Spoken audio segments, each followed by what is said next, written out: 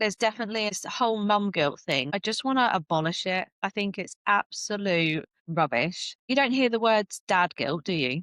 I'm Martina, and welcome to Women Inspired Networking Conversations, the podcast. Now, if you're a woman in business who's ever been nervous about networking, felt intimidated about the salesy approach that most networking events have, then this is for you. This podcast is all about real conversations. No fluff, no pressure. Just real conversations with other women in business who understand the journey. Welcome to the podcast. I hope you enjoy. Grab a coffee and let's chat. Welcome back. Today we're talking to Leah Scott from Bravely Together, and we're going to be talking about building a business around being a mum and how you build that alongside having multiple children. So to start, Leah, could you tell us a little bit about you, your story, and a little bit about your business? So I'm Leah and my business is Bravely Together. I am married. It's actually my 15th wedding anniversary today, which just blows my mind. I've been married for 15 years.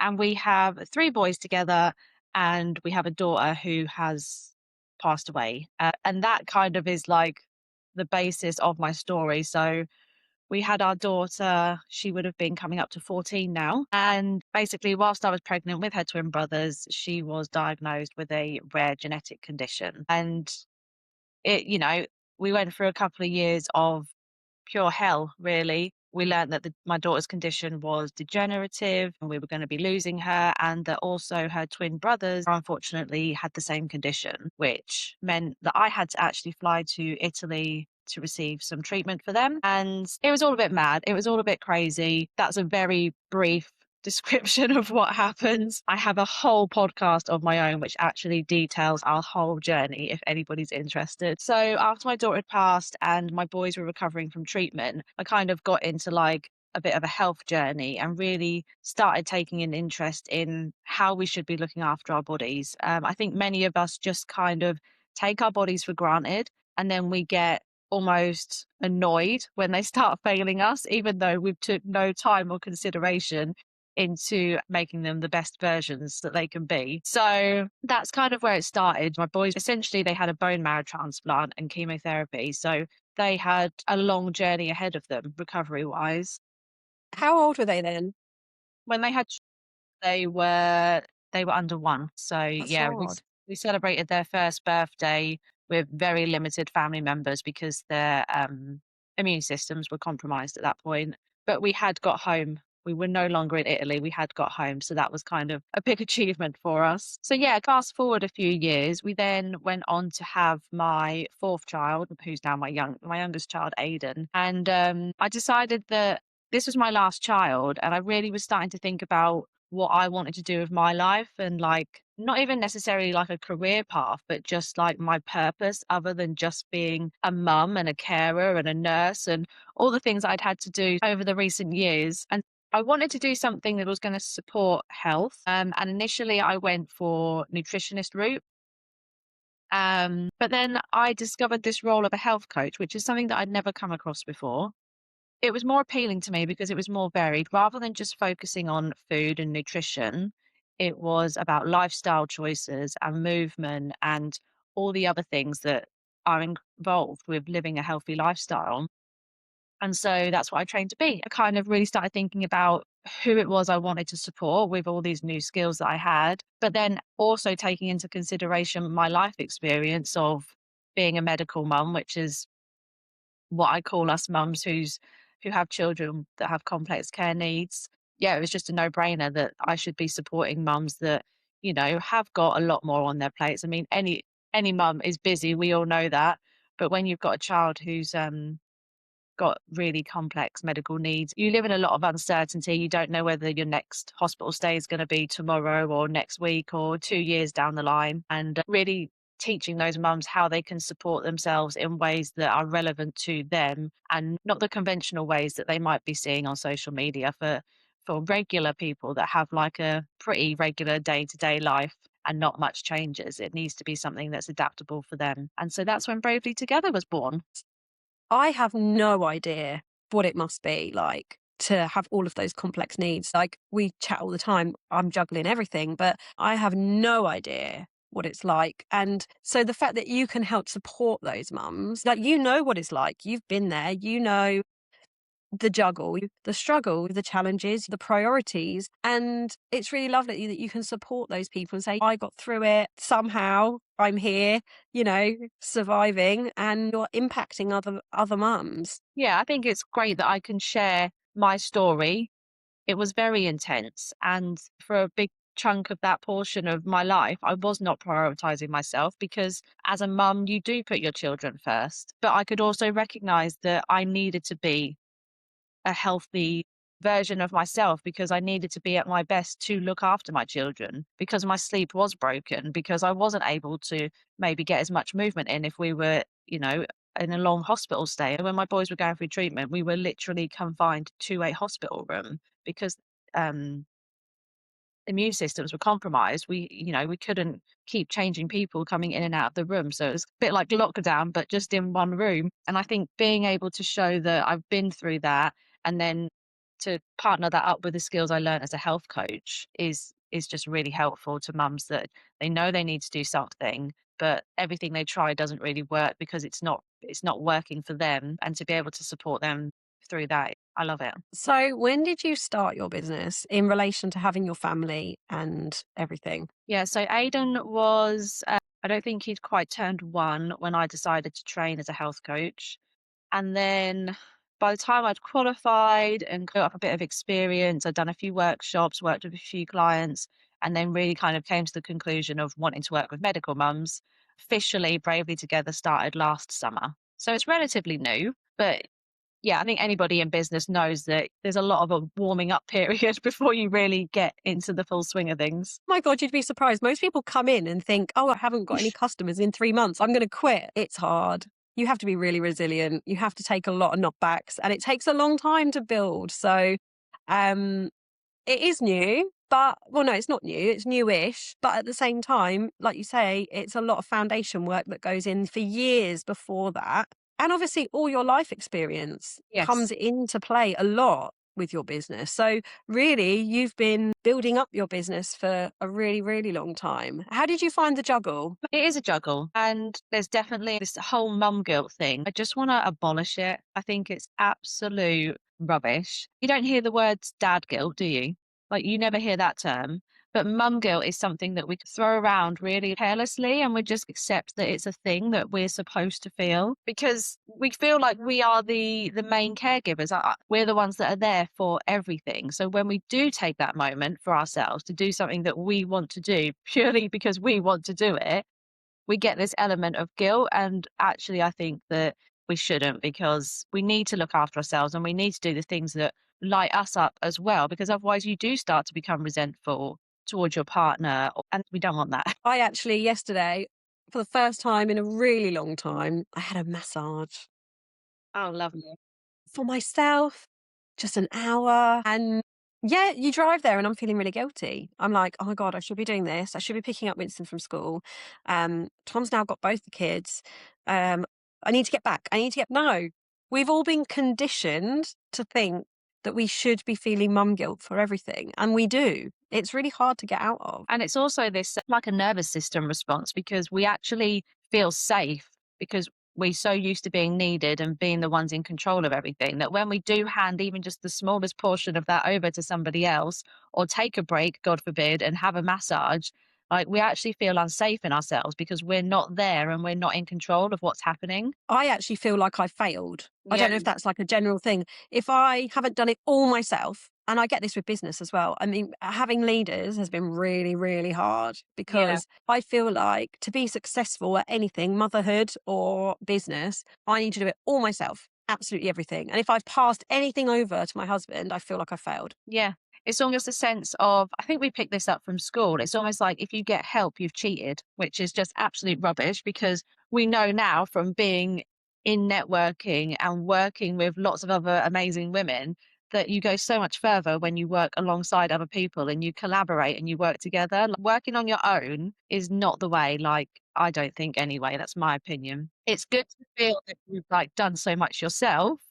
I've got my business to this point, but now actually I need to start bringing other people in and working alongside other people. And also, It's not even the knowledge and the advice from other people, which is hugely valuable, but it's more eyes on your business. Yeah. You can only do so much promoting yourself. You can throw your business on Facebook pages all over the place every single day, but unless you're increasing your network, Yes. that's where people buy. That's Yeah. where people refer people to buy. So networking, I think, has had a massive impact on so many people's businesses. People tell me this all the time. It's incredible. So should we talk about networking for a bit? Yeah. Because you have just started as a leader for me, which is incredible. Tell us a bit about this, because you actually came to me about this I did. ages and ages and ages ago, like a year ago almost, when I first started. So I just loved the concept of networking. And I initially started networking when I was just a health coach and I didn't have Bravely Together. So anybody and everybody was a potential client for me, anybody that had any kind of health issues, which, let's face it, most of us have got some kind of niggle or symptom or something that's kind of on our minds. So that was great. But then very quickly I did come up with Bravely Together and that my ideal client would be a medical mum. So it would have been very easy for me to be like, well, I'm not going to meet a medical mum at a networking event because they're probably going to be with their kid or, they're not going to be at these kind of events. But as you just said, it is that word of mouth and referrals from other people because most of us probably do know somebody who has a child that's got additional needs of some kind and a mum that's really struggling with overwhelm and burnout. And then that's where the beauty of networking comes in because people can be like, oh, do you know what? Actually, I was at this thing and I met this lady who supports mums just like you. I just knew there was nothing like this in my area because obviously I was looking for it and I couldn't find it. So I was having to travel further afield to attend. So this is an area where, like you say, there isn't a lot of networking opportunities as such. I know there's some bits on the outskirts, but nothing in this Yeah. itself. And you've managed to find a wonderful venue, which is incredible. And where is the venue? Our venue is the Park Hotel, which is right in the middle of this. It's got loads of parking. It's a really open space. And yeah, it's just perfect. It's cozy atmosphere, plenty of space for little ones to just play if you need to bring a little one with you. Um, yeah, and you're right in town. There's a lovely park right next door, actually. So if you do bring little ones, you can say, be good for mummy while I'm just chatting to these lovely ladies. And then we'll go to the park and we'll go to the bakery and get a cake. I'm actually going to have to use that one with Clemmy Yeah. because if there's a good park, I'm well up for that if it's a nice day. So we've got this event starting the middle of June. Yeah, I think it's working out to be every third Wednesday of the month. And your first event at this minute, currently at this moment in time, we have a week to go until the event. How many people have you got booked in roughly? I think it was 27 when I last checked. 27 people. That's Yeah. incredible. So pleased. I thought I might have to do a couple events before people would be like, oh, there's this thing happening and we're going to come along. But yeah, everyone's so super excited about it. And as am I. And I'm really looking forward to it. We've got some really great women and amazing businesses coming along. And also, you now have the opportunity to branch out into Norfolk, really, because I know this is on the outskirts of Norfolk, but we've got people from Norwich coming down to that Yeah. event because it's so much closer than Bury St Edmunds or Woodbridge or anything like that. So Yeah. you've really got the whole of Norfolk to play with Yes. that event. So you could have a huge group of people there, all Yeah. wanting to celebrate each other's businesses, which is incredible. Yeah, I am. I'm really looking forward to it. I just can't wait. It's going to be incredible. So, how are you feeling about this event? I'm really looking forward to it. I've got a lovely lady who's going to be our guest speaker. So she's going to be talking all about how to talk about your business, basically, and how to feel confident talking in front of a camera. Because I know initially when I started, that was very unnatural. Like this, talking to somebody through a web camera and like recording a podcast would have absolutely terrified me. And now I pretty much feel like I do it every day. So it's become really normal and natural. But I know at the beginning it wasn't something I was comfortable doing. She's really engaging. I've seen her talk before and she is really, really good. So, I can't wait to see her again. Yes. A lot of people say that they're really nervous about coming to networking events. Did you ever find this? Because you've been coming to my networking events since I worked for the company years and years ago. When you first started coming, did you get anxiety over networking? Yeah, definitely. So many people talk about anxiety now like it's a really negative thing, and it's really not. It's so natural. If you're walking into an environment that's not normal for you and somewhere where you know you're not going to know anybody, it's so normal to feel anxious. I always just want to have as much information as possible. So the things that I got really anxious about would be exactly where it is, which obviously I looked up on Google Maps, and I love to do like the street view so I can literally see what it's going to be like and where am I going to park. Once I'm parked, it's almost like take a breath, calm myself down. And then the next thing is obviously like just walking through those doors. But every single time I walked through those doors, you were right there. And it was like, oh, Martina's here and I know you. So I can say hello to you. And then you would soon introduce me to somebody else. And before I knew it, it would be like, okay, we're going to start finishing off now and saying goodbye. And it's like, oh, that went so quick. Everyone says this. It's just getting through the door. Yeah. But then once you've been once, you then want to come again because you're left with this infectious energy of Yes. buzziness. That's the only way I can describe it. Yeah. And so, yeah, everyone is left with this feeling that they want to move their business forward and they want to go and meet new people and they're really excited. Yeah, because even there was times where I wasn't really sure where my business was going and how I wanted to do things. But it is talking to other business owners and getting ideas, and you can share ideas that you have and they bounce ideas back at you. And it's just really nice. I just think every business owner should attend some form of networking because your business is going to expand so much further and so much quicker in doing so. Definitely. I totally agree. Let's kind of finish off. Let's go back to being a mum and juggling the motherhood and trying to build a business. What would be your advice for someone who is just starting out, finding it really tricky? What would your advice be? Just to be kind to yourself because, it's all new. Every day as a mum is a new day because your children are getting older and you've never navigated life with a child at that age before. And it's the same in business, everything's going to be new. There's going to be a lot more to learn than you ever could have imagined. There'll be parts of business that you never even considered would be what you would have to do to move your business forward. And it's all a learning journey. And I think it's really important to enjoy that journey because that's life, that's part of it. And navigating building a business alongside little ones, like, in 10 years, you will look back, hopefully with a really successful business and be like, wow, I did that with little ones running around my feet and jumping on my lap in the middle of a Zoom call.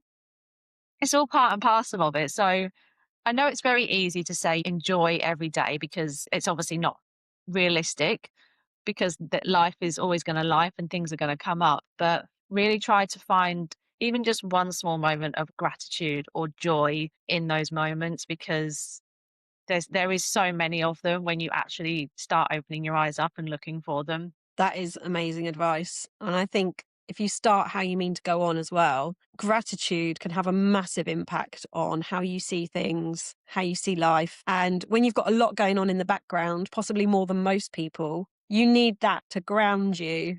Yes. To keep going, essentially, I guess. I just think if people can see that I was able to find moments of joy and gratitude when, essentially at one point, all three of my children were classed as terminal. Life can't get much more awful than that. And so to see that I've come through that and I can still experience joy and laughter and build a business, I think that's really helpful for people to see. It gives people hope, doesn't it? Yeah. Light at the end of the tunnel. That's what you're Yes. bringing to people. How amazing is that? Yes. Thank you. Okay, thank you so much. I'm going to pop the details of your DIS events into the show notes so people can go and check them out, see where they are, when they are, to see if they can come along. But thank you so much for talking to me, and I will speak to you soon. Yes, thanks for having me.